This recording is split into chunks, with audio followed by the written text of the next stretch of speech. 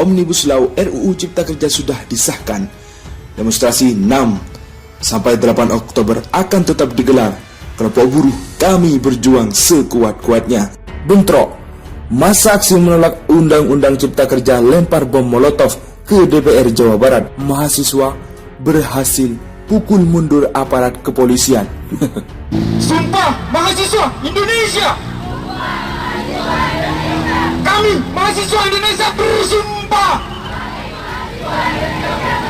bertanah air satu, tanah air tanpa penindasan. Kami mahasiswa Indonesia bersumpah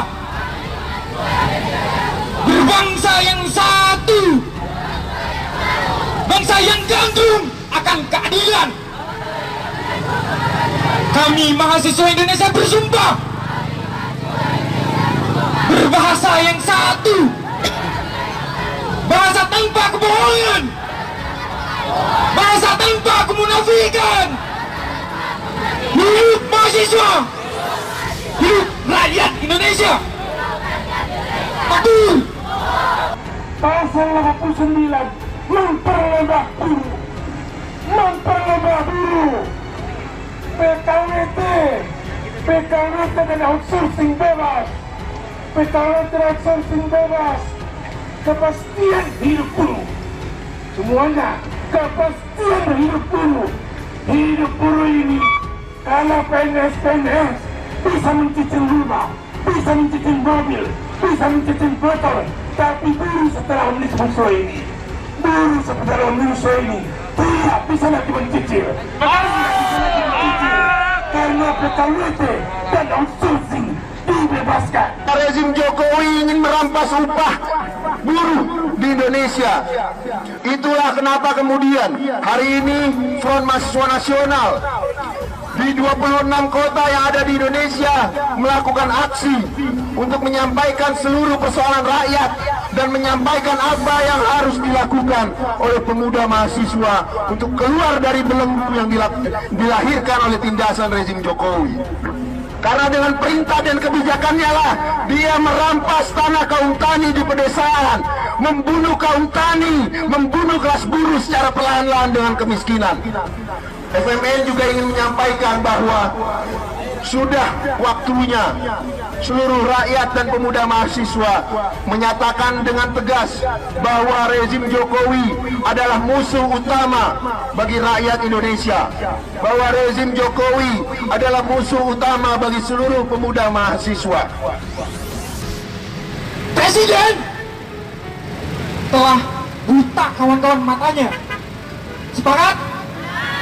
Karena kalau dia masih melek, dia dapat melihat dengan mata kepalanya sendiri bahwa banyak rakyat yang bakalan sengsara akibat RUU Omnibus Law ini, kawan-kawan.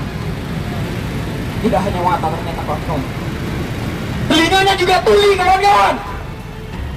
Sebab apa? Yang dia terima itu masukan-masukan dari para cukul, kawan-kawan. Untuk kepentingan siapa itu RUU Omnibus Law, kawan-kawan?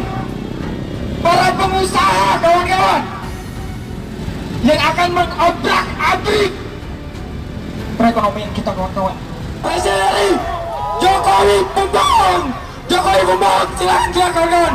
Jokowi, kamu khianat, kau pembohong Jokowi. Sudah tak punya lagi yang namanya hati nurani, kawan-kawan. Ada apa yang dipaksakan? Ada sesuatu di sini dipaksakan. Betul. Betul.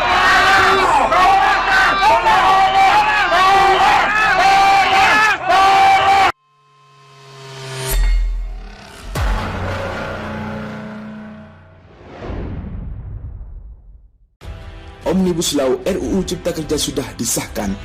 Demonstrasi 6 sampai 8 Oktober akan tetap digelar. Kelompok buruh, kami berjuang sekuat-kuatnya. Bentrok.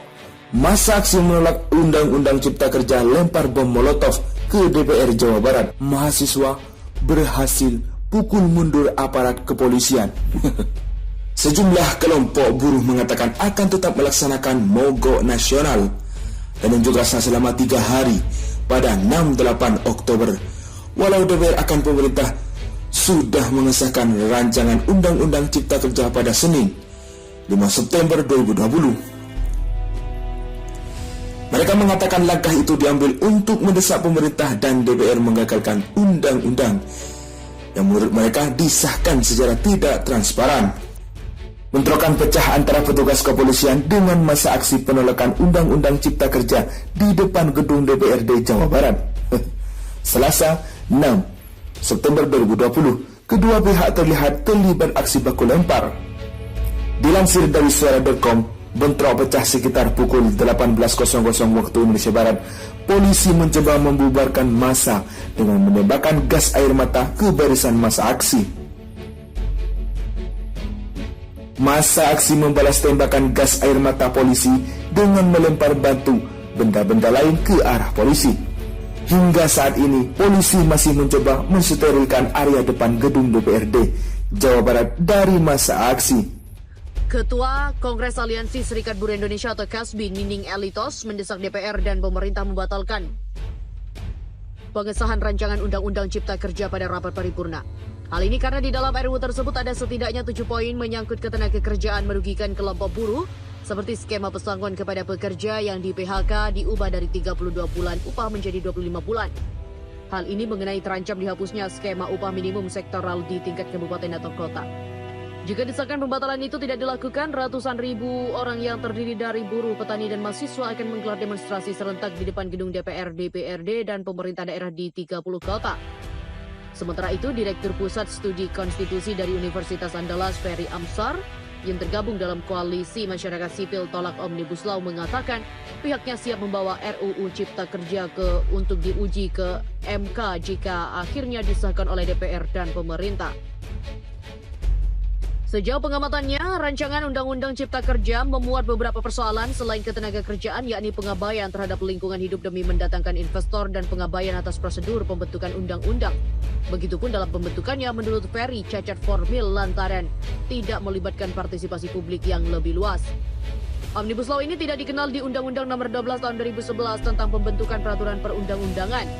Jadi untuk merevisi undang-undang tidak menggunakan model penggabungan yang ada revisi untuk satu undang-undang terhadap satu undang-undang tertentu. Dan saat ini ada 79 undang-undang direvisi menjadi satu undang-undang. Sementara dalam rapat kerja RUU Cipta Kerja yang berlangsung di DPR pada Sabtu malam, sebanyak 7 fraksi setuju untuk melanjutkan pembahasan belai tersebut ke rapat paripurna DPR untuk disahkan menjadi undang-undang. 7 fraksi yakni PDIP, Gerindra, Golkar, Partai Kebangkitan Bangsa, Nasdem, Partai Amanat Nasional, dan Partai Persatuan Pembangunan menyetujui. Sementara 2 partai lain yaitu Demokrat dan PKS menyatakan menolak. Sekretaris fraksi PKS yang juga anggota Panitia Kerja RUU Cipta Kerja, Ledia Hanifah, mengatakan rapat yang berlangsung sepanjang maraton itu masih menyisakan masalah. Karena itulah partainya menyatakan menolak RUU itu disahkan menjadi undang-undang. Beberapa poin yang dipermasalahkan PKS, kata Ledia, diantaranya mengenai tidak adanya pemaksaan terhadap pengusaha yang melakukan usaha di kehutanan untuk melakukan pelestarian hutan kembali.